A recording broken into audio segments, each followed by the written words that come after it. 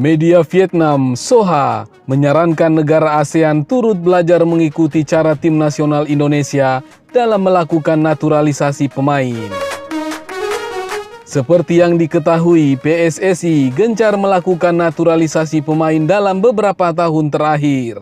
Hal ini tidak hanya untuk tim nasional Indonesia senior, di level usia muda juga menerapkan hal serupa. Oleh sebab itu, banyak pemain naturalisasi yang memiliki usia di bawah 23 tahun. Salah satunya adalah Jens Raven. Jens Raven kini memperkuat timnas U19 Indonesia. Pemain berposisi sebagai striker itu baru saja mengantarkan timnas Indonesia U19 meraih juara ASEAN Cup U19 2024.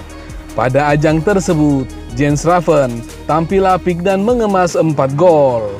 Prestasi Jens Raven ini sekaligus membuat Soha menilai bahwa naturalisasi yang dilakukan timnas Indonesia telah berhasil. Pasalnya, Indonesia menaturalisasi pemain muda, sehingga pemain tersebut tidak hanya akan menjadi solusi sementara dan membuat timnas Indonesia memiliki masa depan yang cerah. Kebijakan naturalisasi sepak bola tidak akan efektif jika tidak dilaksanakan secara serius dan menyeluruh. Soha menuliskan, jika diterapkan secara menyeluruh seperti yang dilakukan Indonesia, maka akan memberikan efek yang sangat dahsyat. Indonesia dengan cepat menjadi kekuatan yang sangat tangguh di Asia Tenggara, tulis Soha. Program naturalisasi di timnas Indonesia sebelumnya sempat mendapatkan ejekan dari pemain tim nasional Vietnam, Do Duy Man. Do Duy Man menyindir Indonesia dengan menyebut sebagai timnas Belanda karena memiliki banyak pemain naturalisasi. Soha sendiri kini berharap tidak ada lagi yang mengejek program naturalisasi timnas Indonesia. Bahkan Soha menyarankan negara ASEAN lainnya bisa meniru langkah tersebut. Saran dari Soha juga ditujukan kepada negaranya, yakni Vietnam.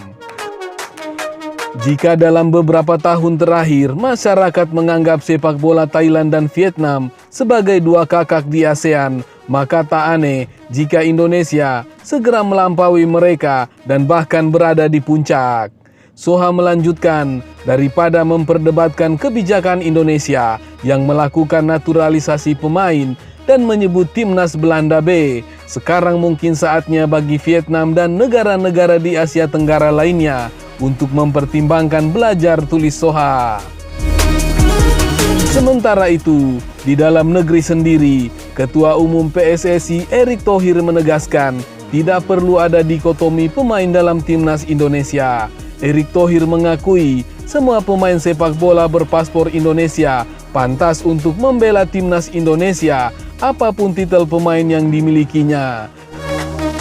Sebut saja banyak warna yang ada di timnas Indonesia U19, mulai pemain naturalisasi Jens Raven, pemain keturunan Wilber Jardim, hingga pemain yang berdarah Sudan namun lahir dan besar di Indonesia, misal Hamzah Basir Oman. Erick Thohir pun mencontohkan bagaimana besarnya cinta Jens Raven pada Indonesia. Meski lahir dan besar di Belanda, Jens Raven mampu menjadi top scorer timnas Indonesia dan bahkan menjadi satu-satunya pemain yang mencetak gol di final. Jadi bukti, Jens Raven, dia bisa cetak 4 gol di depan. Bahkan mesal, itu dari Sudan bapak ibunya, anaknya lahir di Indonesia. Jadi apa? Pemain Indonesia katanya. Jadi, jangan klasifikasikan ini lahir di mana. Yang penting jelas, mereka pemain Indonesia. Terus tanya, apakah Jens Raven dapat uang untuk bela timnas Indonesia? Tidak, mereka ingin bela timnas Indonesia merah putih, tegas Erick Thohir.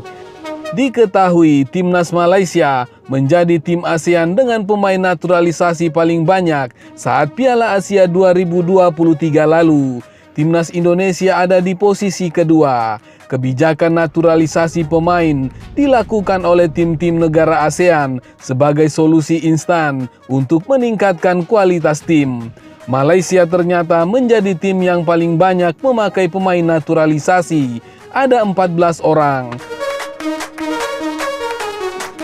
Berbeda dengan Indonesia, Malaysia bahkan melakukan naturalisasi buat pemain yang tidak mempunyai darah keturunan dari sana. Sebagai contoh, ada Enrique Dos Santos, Natso Insa, dan Romel Morales. Sementara Indonesia menyertakan sebanyak 8 pemain naturalisasi di Piala Asia 2023.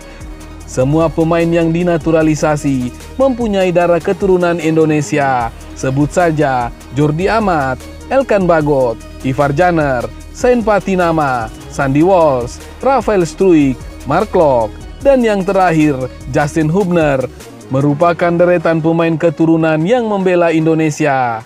Sementara itu, Thailand cuma mempunyai 2 pemain naturalisasi, Elias Dola dan Nicholas Mickelson, pemain naturalisasi milik Thailand. Sedangkan Vietnam cuma ada 1 pemain naturalisasi, ada Philip Nguyen.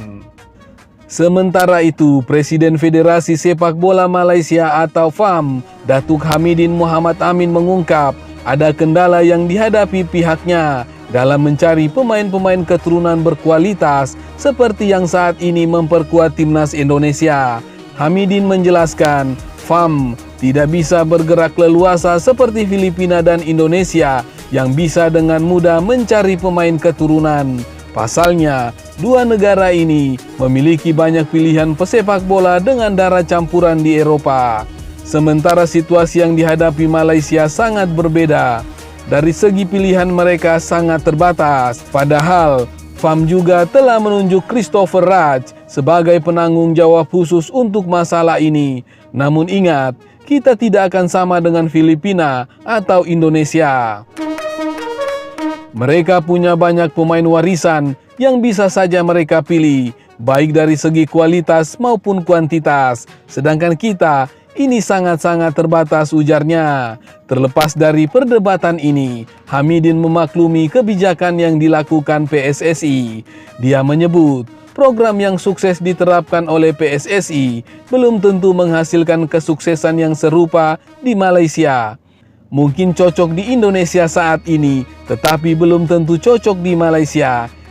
Jadi kita lihat dulu, karena yang sukses di Indonesia belum tentu bisa diterapkan di Malaysia, kata Hamidin.